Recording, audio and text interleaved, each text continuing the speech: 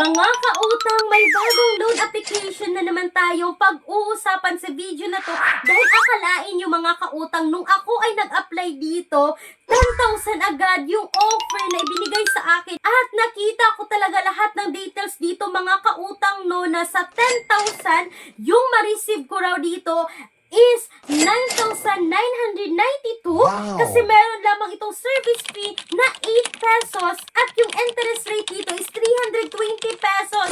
Hello mga kautang, welcome back dito sa aking channel. This is Clarice, ang inyong number 1.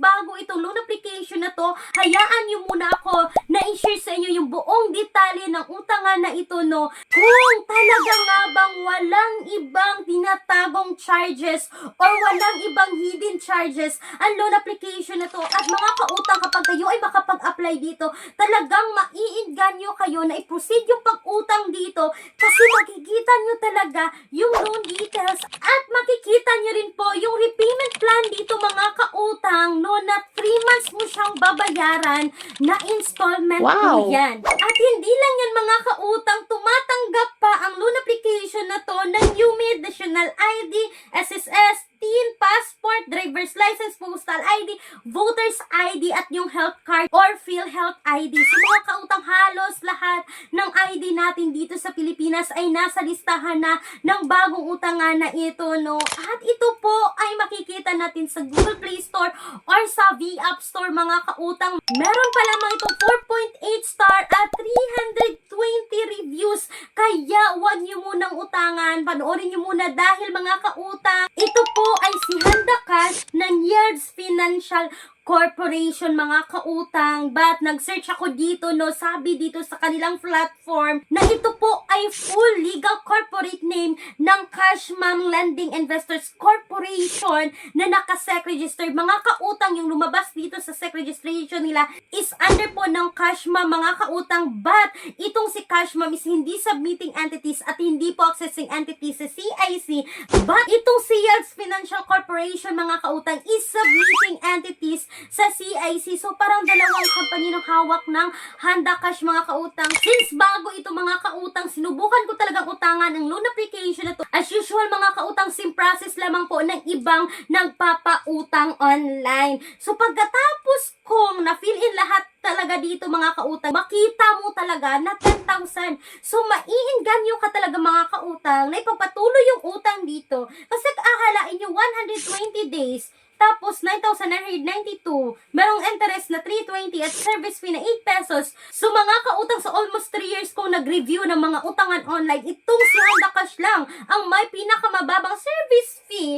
So nainganyo talaga ako ipagpatuloy yung pag-utang dito mga kautang. But sad to say, no, na until now wala pa rin akong update dito kay Handa Cash.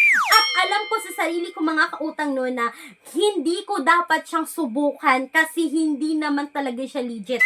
Kasi ang dami ko nang nakitang nagbibigay dito ng comments mga kautang no, sa Google Play Store. Na ang sabi ng isang commenter mga kautang, kung gusto nyo mabuhay, wag kayong mag-loan sa app na to. 5K approved at 3,000 lang yung na-receive niya mga kautang. And after a week, need niyang mag-pay ng 4,974 mga kautang. Grabe ang panghaharas sa akin. Di called every minute. Di ka bubuhayin pag nangutang ka dito. Sabi niya dito mga kautang na automatic doon yung na-receive yung pera.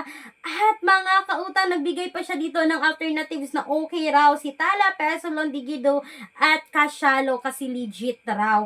So mga kautang, legit naman na na-approve siya dito kay Handa Cash. But ang hindi niya lang nagustuhan is sobrang laki po ng interest. Akalain yung mga kautang sa 5,000, 3,000 na lang yung ma-receive at babayaran ng 4,974 pesos in just 1 week. At hindi lang yan mga kautang, no. Sabi pa na isang commenter dito, no, na 10,000 rin yung nakita niyang offer dito. But yung na-approve sa kanya mga kautang is only 2,000 pesos. At sa 2,000 yung na-receive niya dito is 1,200 mga kautang, no. no, may deduction agad na 800 pesos at babayaran niya sa loob ng 7 days pa rin.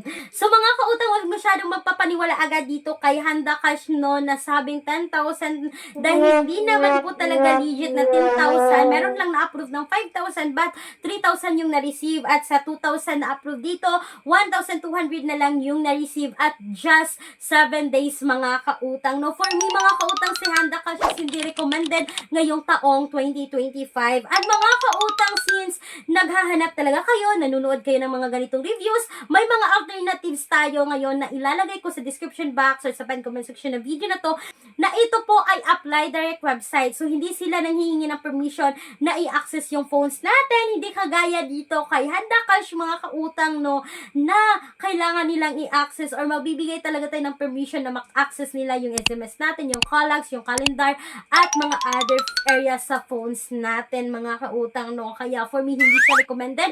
At kung naghahanap talaga kayo ng pangmalakihan, and always kong binabanggit yan dito sa bawat video ko mga kautang, na bank personal loan na nag-o-offer ng minimum of 20,000, maximum of 2 million pesos. Yes, legit po talaga ito na bangko, no. So all applications submitted is subject for bank approval. Mag-aantay po muna tayo ng approval ni bank kung tayo nga ba ay approve or decline dito. And sana po mga kautang ay nakatulong itong quick and honest review ko about kay Handa Cash, na huwag agad magpapaniwala sa kanilang platform na 10,000 mga kautang, no. And that's all for today's video. Once again, this is Clarice, ang inyong number 1 pala utang, dahil utang is life. Bye bye bye mga kautang.